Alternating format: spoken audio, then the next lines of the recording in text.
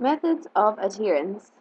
Goal setting is now widely used in sports and exercise environments. Goal setting can be used as a strategy to enhance motivation and commitment. According to Buckworth and Dishman, 2001, goal setting is an effective strategy for supporting exercise behavior change. It was originally developed for use in the industrial setting. However, it is now widely used in sports and exercise environments. Definition: a goal is what an individual is trying to achieve. It is the object or aim of an action. Without a goal, there is no reason. Goals give persistence and focus of what is trying to be achieved. It helps the individual to persist at a task over time and keep sight of what they are trying to achieve. Targeted effort, helping direct intensity of effort and motivation. It helps to mobilize and direct the intensity of effort towards a certain task or outcome. Strategies. It may help individuals to develop new strategies to help achieve their desired outcomes. Goal setting. Principal fitness goals are performance related. Competition, outcome relative to others. Self, personal best or losing weight. Technique, skills required to develop goals. Although the confidence acquired in achieving success in performance goals can often transmit to success in other areas. Since results cannot be achieved immediately, they should be considered short-term, medium-term, and long-term. Short-term goals. These are goals which are set over a period of 1 day to 1 month. A short-term goal may relate to what the PT aims to achieve in that one session, but usually relates to a period of around 1 month. Medium-term goals. These are goals set from a period of 1 to 6 months. However, 1 month and 3 month goals are most common. And lastly, long-term goals. These goals relate to periods from 6 months to over several years. People may set lifetime goals which cannot be assessed until retirement. Most long-term goals are set for achievement over the course of a year or a competitive season. Principles of goal setting. There are 7 stages to be considered. 1. Say what you want, not what you want to avoid. 2. Make goals challenges and realistic. 3. Influence the result directly. 4. Measure progress. 5. Check resources. 6. Count the cost. And 7. Provide rewards. 1. Say what you want, not what you want to avoid. In other words, be positive in the language used with regard to goals, or they will not put the individual in the right emotional state to achieve. For example, I will avoid putting on body fat should be replaced by I will improve my body fat percentage. 2. Make goals challenging and realistic. It is important that goals are achievable. Setting a goal too high can cause problems of stress due to the worry of not achieving or overtraining in an attempt to improve performance. Goals that are too easy will diminish motivation. 3.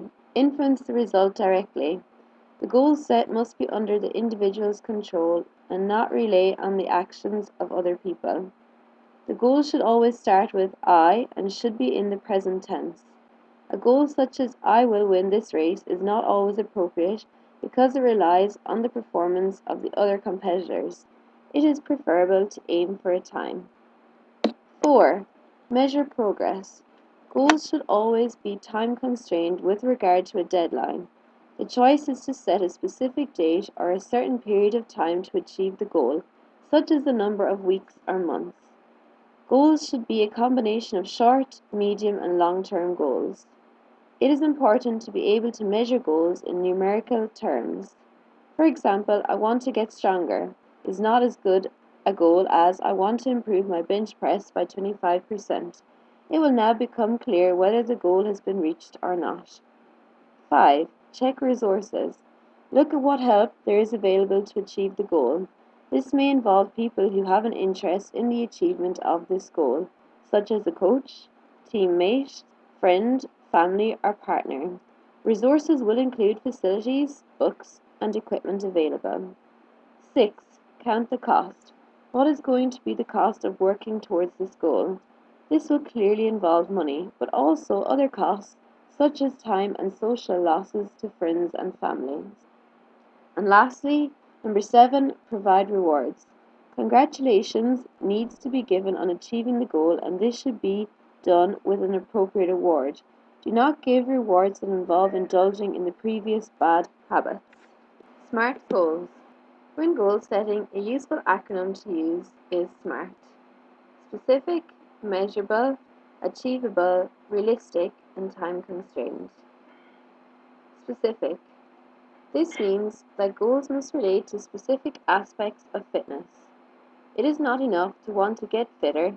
The goal must be specific and state whether it is fat loss, muscle development, aerobic fitness, flexibility, or core stability that is wanted. Measurable. The goal must be quantifiable in that it should be stated in figures that can be measured. For example, a want to reduce body fat is not measurable. However, if it is stated that the individual wants to reduce body fat by 3% or fit into 32-inch waist jeans, then it does become measurable. Achievable. Goals must be within the realms of possibility. Never set someone a goal if they cannot achieve it. Realistic. The instructor must be realistic in setting goals and take into account the external factors that may affect their success. Time constrained. There must be a time scale to accompany the goal so the client has a deadline by which to measure their success. For example, they must achieve their goal of improving their aerobic capacity by 10% in 3 months' time. A sound goal will follow all these criteria. For example, if a goal was to reduce body fat by 3% in 3 months' time, this goal is specific to one aspect of fitness. It is measurable, time constrained, and achievable. Reviewing and revising goals. Setting and defining goals is of limited value unless there is a follow-up procedure which evaluates progress and leads to the development of future goals. Therefore, goals should be written down, back up the goals with imagery, back the plan with determination, have a support system, keep a diary, and use reminders. Goals should be written down. All goals must be committed to paper with the client and the instructor keeping a copy of their records. The client should be encouraged to display the goals in a public place for themselves and their supportive others to see. Back up the goals with imagery. The client should be encouraged to visualize how they look and feel when they have achieved their goal. The experience of mental images and emotions linked to the goal achievement make the process more real and intense. Back the plan with determination. Goals will only be achieved if there is the determination, persistence, and resolve not to give up. This needs to be instilled in the client. Have a support system. The client will experience times of weakness or doubt about their ability to achieve their goals. At these times, they will need a support network who may be the instructor, a friend, or a member of their family. Keep a diary.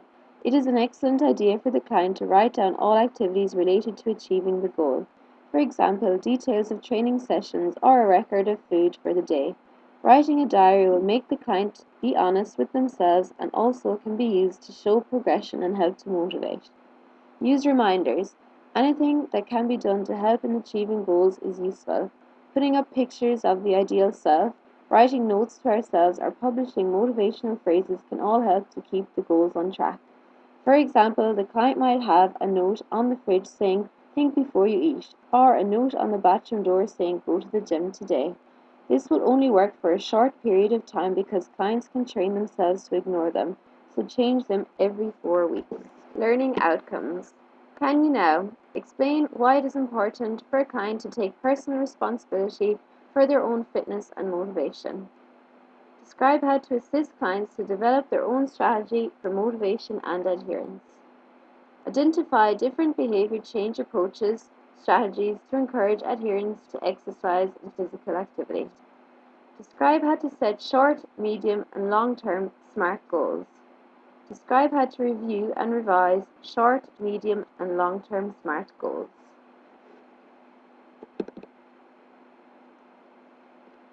Unit 2.